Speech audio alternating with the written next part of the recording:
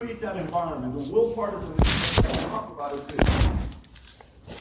You know, everybody hears everything we said today, and the great thing about free enterprise is today, guys, access to information is what? It's a joke today to have access to information. Someone wants to learn about annuities. Where can you go to learn about annuities? Google, YouTube. How does an annuity work? Watch 5 videos on YouTube. You know everything about annuities. If you want to see the argument for an annuity, watch the other videos. So you have, when they get saying that, like when people say negative things about something, see what they're saying, and then go find the other guy that says the positive things to make the points about the negative things, then make your assessment. Do you understand what I'm talking about? This is not like, you can fool people nowadays. Everything is nowadays accessible to everybody. But also the speed of learning for you, it's got to be quicker because it's in your hands. It's in everybody's hands. It's not like it's the 80s that the closers or the people that use certain scripts had only access to it, and you couldn't learn it unless if you got connected with the right guy who introduced you to the right guy, who brought you the right guy. Finally, you heard him say it. No, today everything's on YouTube. Today everything's on Google. There ain't nobody in the world today in America that should make $100,000 a year selling insurance. There's no way in the world you're not making $250,000 a year selling insurance or annuity. No, I don't comprehend that. Because everything I need to know is accessible to me. Then why don't so many people make it? So what is YouTube? Drill for will or drill for skill? Drill for skill. So what does it tell you? There are a gazillion people that have drill for skill. You know what's drill for will? Here's drill for will. Drill for will is, it's 5 o'clock in the afternoon. There's an appointment. Every one of your appointments canceled, but there's an appointment in Orange County. You live in Palmdale that you really don't feel like going. The client calls and cancels with you. You met her at a networking event. It's a prospect. It's not somebody's prospect, so it's not like it's her daughter that I met earlier. It's not her daughter that she can put the pressure to say, you have to meet with Patrick, you cannot cancel. It's a prospect. And I'm a 20-year-old kid, 19-year-old kid. 5 o'clock in the afternoon, I'm in Palmdale. I can't afford to pay $40 for gas to go back and forth. I'm broke, I'm a little kid. But I go on this appointment to Orange County with this woman because I have no other appointments. I go on the appointment and I say, listen, I'm the kind of person that keeps my appointments. And you're a professional, right? Yes, then you got to keep your appointment. The 20-year-old kid tells a 50-year-old lady. So the lady keeps the appointment. He drives to Orange County. When he gets to the Orange County appointment, the lady says, who is this guy? You came here from Palmdale? Yes, because I'm a professional. If I tell you I'm going to be here, I'm going to be here. Oh, wow, okay. So you're really serious about this? Ma'am, of course I am. I drove, this is 6 hours of drive time today with traffic. Okay, so what do you do? Okay, now I need your undivided attention.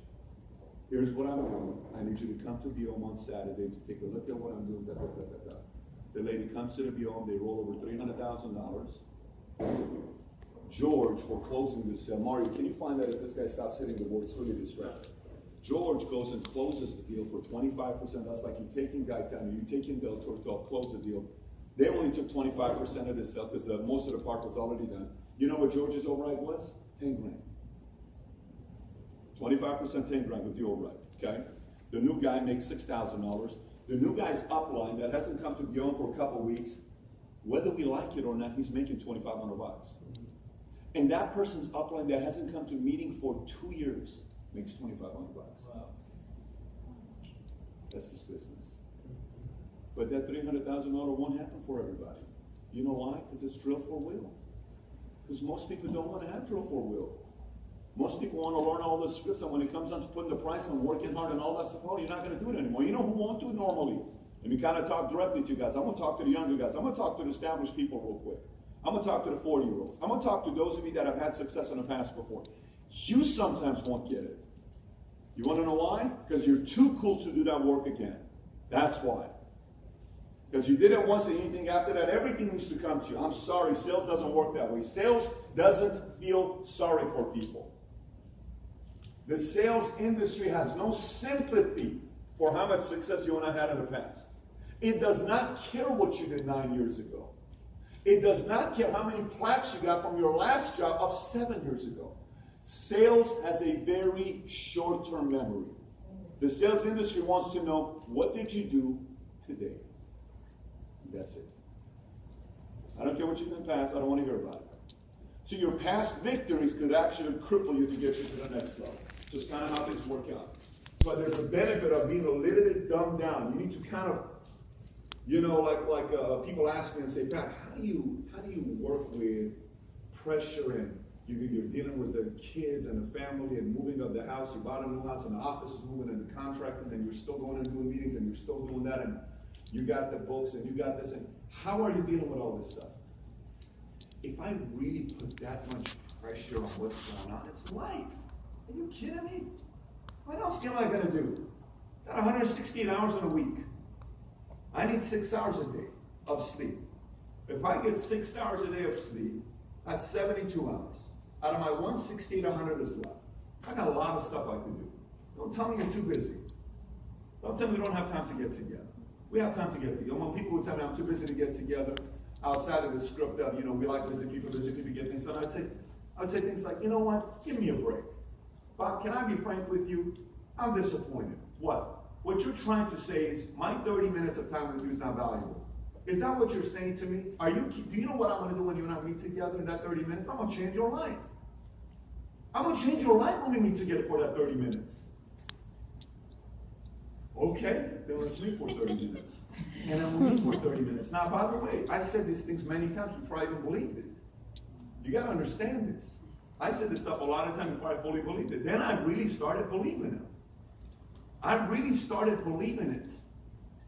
But initially, you got to convince yourself a little bit. You got to be bold a little bit yourself. So at the end of the day, you can learn everything we're talking about. If you don't bring the drill for wills from your end, where you say things like, oh, Saturday training, I got to be here, I'm so tired, I'm so this, go get a job. Kiss this goodbye. Ain't happening. I'm going to tell you right now. Go get a job. I'm the first to tell you. And don't do sales. Because sales doesn't feel sorry for you. Because sales is so attractive, it will always find the most attractive people. Always, because it's so attractive. You know the girl that's very attractive? You know who I'm talking about back in high school? Do you really think she's going to stay the rest of her life? What do you think? No.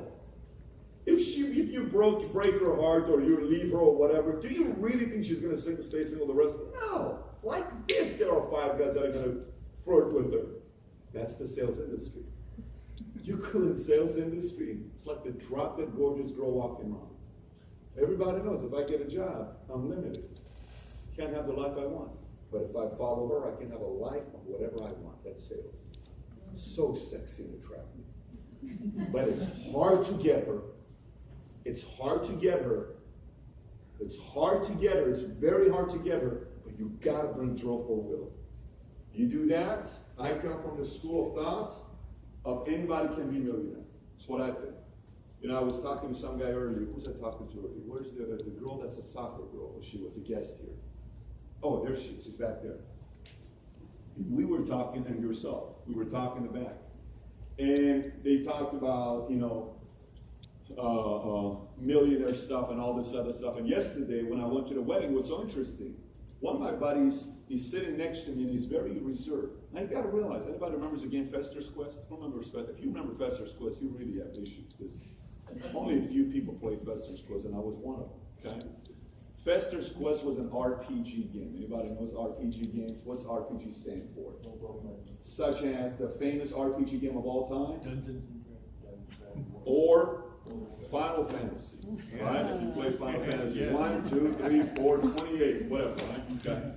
Took us 50 hours of wasting our life to finish the game. What a waste, okay? And I wasted my life many times. So he and I used to be regular, guys that would sit and would play Fester's Quest or Zelda or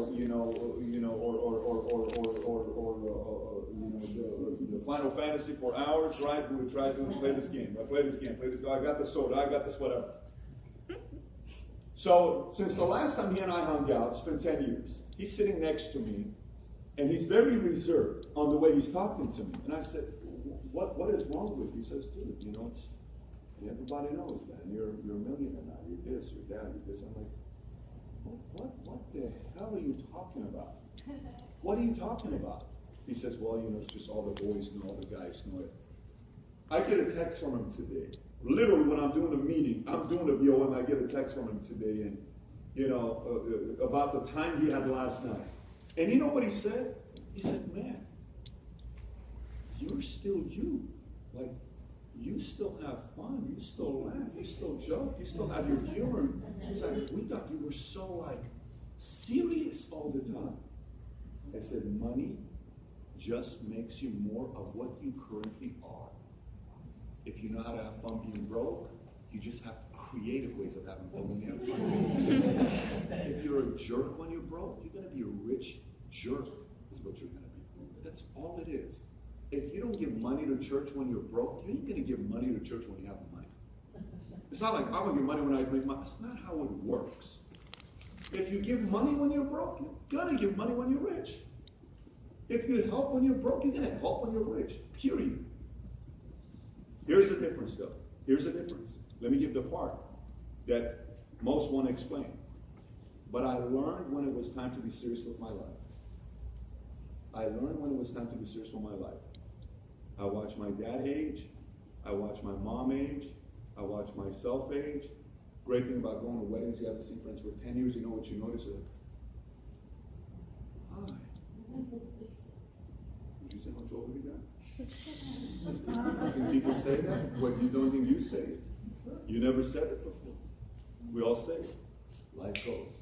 And I want to take my business and my life serious so I can have fun and do the things I want to do. Because there's a lot of things I want to do in my life. That's to drill for wheel. Most people are not willing to do it. Most people think this is a joke. This is like, oh, this is just, oh, you know, we just come with it. When life happens, life happens. Okay? And by the way, let me say one thing about drill for wheel for the sake of where we're at today is, you know when life happens? When do you think life happens? When you make it happen? Every day. But you know when life happens? When we least expect it. It's when life happens. And when life happens, honestly, we think we're the only ones that's going through that. And there are 80% of people that go into the place of saying, but you don't know what happened to me. And this is why I am not winning right now in PHP, because I'm going through such and such in my life. I'm sorry. You don't know what other people are going through in the company. I know because I speak to them. And quite frankly, your problem is not the worst one. There's a lot of people that are going tougher problems than the one you're going through. I'm telling you, I see it and I speak to everybody. I know what's going on. You're just making a lot of excuses. I won't tell you that because you're going to walk away with your emotions being broken because you're going to say, God just challenged me. But it's the truth. It's because something's happened to your life. It doesn't mean it's only you. You still got to go out there and win. You know, when something happens to life, the kids don't say, Mom, Dad, we're going to take a time out with the cost for my diapers, school, and food because I know you're going through stuff for 30 days. I'm going to stop eating for 30 days because I know you're going through tough times. It's not what happens. They still say, I don't care what you're going through, Mom. I still want you to love me. I still need you to get the diapers. I still need you to buy your food. I still need you to pay for my fibers. I still need you to do that. I don't care what problems you're going through. But kids don't say it like that. But that's what they're saying. Make sense? Yeah. So even though you're going through tough times, I'm sorry. Step it up. Because it ain't ever going to stop. It's always going to be there for the rest of our lives. Okay. So I read this book, and I want to share something with you. I said it on voice, so I'll say it here as well. The book talks about, it's a book called Zen Golf. I spent time with the owner of Golfsmith, Golf Tech. Golf Tech is a company that teaches how to golf, and they go to the simulation place where they tie all the stuff to you, and when you have your swing and you see yourself and you see how terrible of a swing you got or what adjustments you need to make, what you need to do. It's a real cool place. I was with the CEO, and he contacted me through LinkedIn, and we got together. We went and golfed at Valencia Country Club, 75K.